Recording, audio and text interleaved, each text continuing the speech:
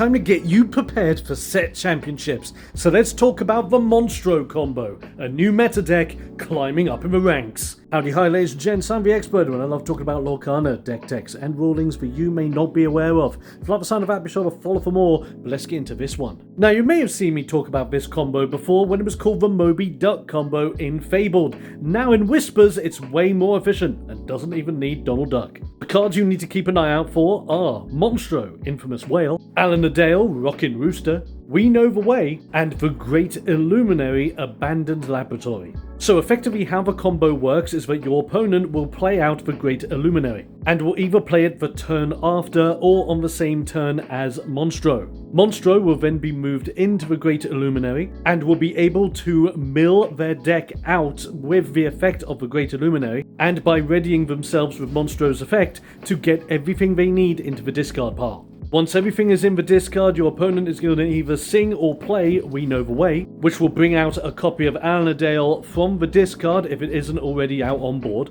And then We Know the Way will target We Know the Way, constantly creating an infinite lore loop, meaning your opponent just won. Some key things to bear in mind with this combo is that if you think getting rid of Alan-a-Dale is a good thing, yes.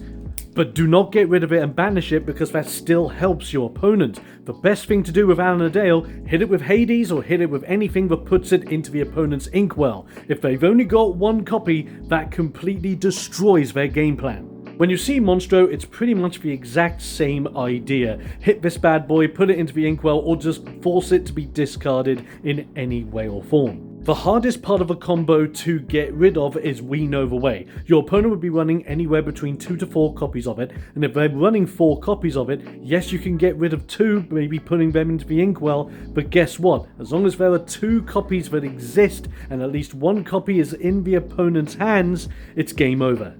The other thing being the Great Illuminary. If you can consistently get rid of this location, your opponent will simply not be able to pull out the combo. But when this location comes out on board, they are bound to have everything they need to be able to pull the combo off straight away, so the only way to get rid of this is, again, discarding. You're going to need a lot of luck, maybe some discard, and some quirky alternate ways of removal in order to micromanage this deck. But if you're lucky, you can beat it, and I believe in you. If there are any other set championship decks you want me to talk about in preparation for set champs, let me know over in the comments and I'll make a video. Follow for even more Lorcana action, and I'll be seeing you next time.